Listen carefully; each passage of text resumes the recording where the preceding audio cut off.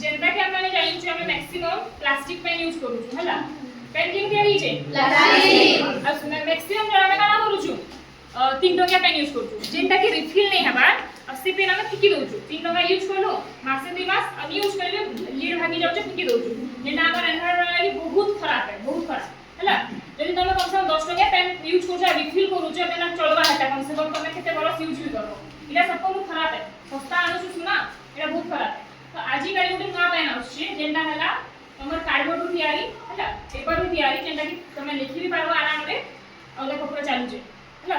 तमे लिखि पारबो ताकि तमे जदी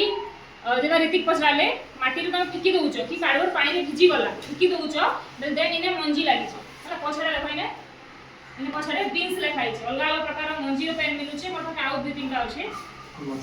এটা মস্টার্ড লেখাই আছে এটা পেন পেন্সিল भी संता होछ এটা পেন্সিল है आ এটা এটা লেখাই এটা তরভুজ ର মঞ্জি তবে ফিকি দउछ जदी से মঞ্জি ରୁ পানা हबा गछ आसे हला बेनिफिट এটা बायोटिक